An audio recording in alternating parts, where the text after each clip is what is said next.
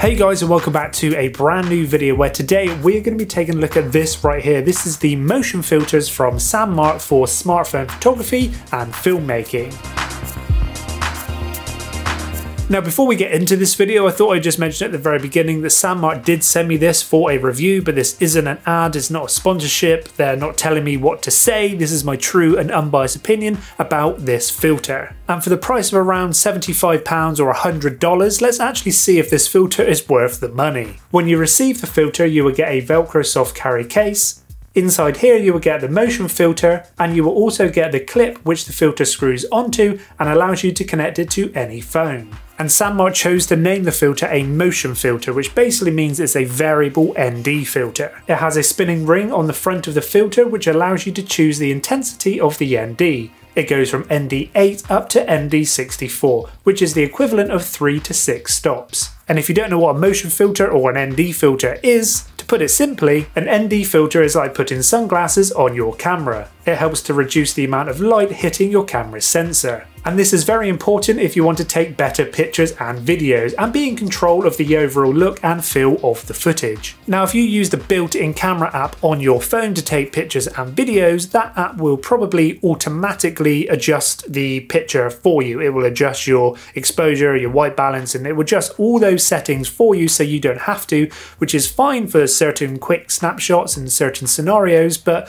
normally if you want to take slightly better pictures or be in more control, then we will want to control the settings of the actual camera rather than the camera app doing that for us automatically. Using an ND filter or this motion filter means that we are reducing the amount of light coming into the camera and hitting our sensor, which means that we can reduce the shutter speed of our camera. So for instance, if we're filming and we want our footage to look more cinematic, then we'll probably want to obey by the 180-degree shutter rule. And that basically means that we double our shutter speed to whatever our frame rate is, and that gives us the most natural looking motion blur. The trouble is, if we use that 180-degree rule in bright conditions, there will probably be far too much light coming in and overexposing our image. Adding this motion filter or an ND filter means that we are reducing the amount of light coming in, so the shutter speed can stay double the frame rate and we get that nice natural looking motion blur.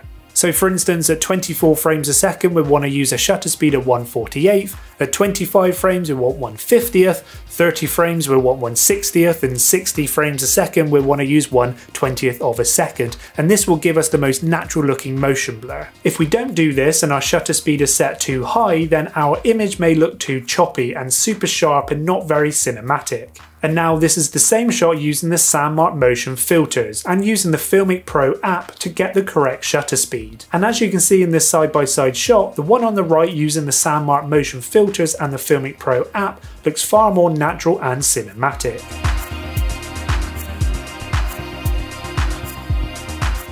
So as you can see now, I am filming on my phone and it is completely overexposed. So I'm just going to put the Sandmarc motion filter over the lenses right now. And as you can see, that brings the exposure level back to a normal looking level. So it looks really nice. Now 1/50th of a second on the shutter speed and 25 frames a second is my frames per second. But one thing you might have noticed when I put the filter on, it does cover up that front facing microphone on my phone. So if I take it off again now, it will sound probably a little bit better because that microphone is facing me. This does actually cover up that front facing microphone, so just something to bear in mind. So now let's take a look at the actual build quality of these motion filters, and they do feel pretty high quality as the filters are made from aluminium and the glass is multi-coated. I really like that this filter is split into two colours, black on the back and the spinning part on the front is a nice soft grey. And this is where you will find the ND markings, which state the ND and show you how many stops of light it's reducing. When spinning, it stops on the lowest and the highest ND section, so you can get a feel of where these stops are. I think it would have been really good if there was a slight indication or ridge when I hit each one of those stops, that I didn't have to basically look at it to see which ND I was on. I could feel it click between each one, but being a variable ND filter or a motion filter, we don't actually have to stop on any one of those specific ND points. We can just spin it to get the desired look. But that is why it's nice to have those stops on each side of the highest and lowest point of the ND, that the filter doesn't just keep spinning round. We've only got this kind of small section, maybe a quarter a quarter of a turn, so we're not kind of getting lost in it just spinning round aimlessly. Also, something else which is really good about this filter is that we don't get that horrible cross going over our footage when we're spinning it around. Some other variable ND filters have this weird kind of cross which goes across the image when we're spinning it around, but luckily these don't actually do that. But one thing to mention, if we're filming and specifically recording audio, then we'll want to spin the filter before we actually start recording. The main reason is our microphone might pick up the sound of the motion filter spinning around.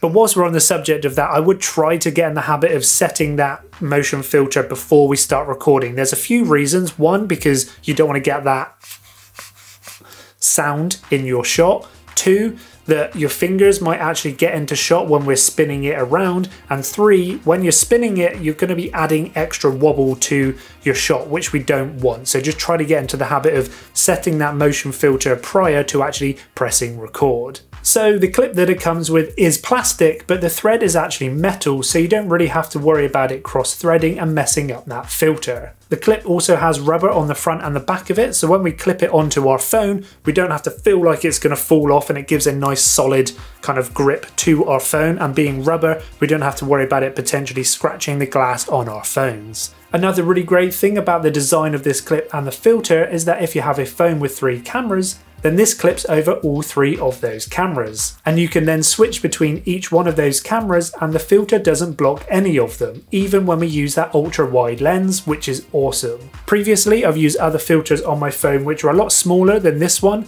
and it only covered 1 camera at a time. So each time I wanted to change camera, I would then have to unclip it and clip it on each camera each time I wanted to use it. But you can really see that Sandmarc has thought about the design of this and made it a lot bigger, so it covers all 3 of the camera lenses on my iPhone. Now, I'm not sure if other manufacturers and different layouts of phones, if that will still be the same case, but for an iPhone, this filter covers all 3 of them, and we can switch between any camera without it blocking any one of those cameras. And this also means that if you use a case on your phone, that these filters will just clip over the phone and the case you already own. I'm one of those people who never uses a case on my phone, but if you do use a case, then these filters will clip over the top of them. Also, being on a clip like this makes it pretty much universal to fit onto any phone in the future. So if you decide to upgrade your phone once a year, for instance, that this clip should just clip onto your new phone. You don't have to worry about it just being designed for a specific phone. When you upgrade, clip this onto your new one. Well, it should pretty much fit onto any phone in the future, but you know what I mean. It's pretty universal. You're not buying into a case which only fits one specific phone. Also, another good thing is that if you already have other Sandmarc accessories like the anamorphic wide or macro lens, then these filters fit. As they are the same thread size, you can actually thread these filters straight onto those other lenses. So by now you've probably worked out that this motion filter is for people who are really serious about filmmaking and photography on their phones. It's not really for just anyone who just wants to take normal snaps. I don't really feel like those people will get the benefit out of a motion filter, but if you really want to take your stuff to the next level, a motion filter is a really great thing. And pairing it to third-party apps to be in more control, for instance, the Filmic Pro app, that basically means that we can then control the ISO, the white balance, and the shutter speed to get that natural looking motion blur. That is where you're really going to get the most out of these filters. A normal phone will just capture some really nice looking stuff, but if you really want to take it up a level and be in that full control of the image and how the light comes into the sensor, then a motion filter is definitely for you. So if you are interested, I will link the filter in the description down below. Head over and check out, get a bit more information and pick one up if you like. Should also say again, thank you to Sandmarc for sending me this filter. It is really great. I've really enjoyed reviewing this and all of your other products as well. So hopefully you guys have enjoyed this video. If you have found it interesting and informative, please give it a big fat thumbs up as it really does help. And until next time, keep on creating.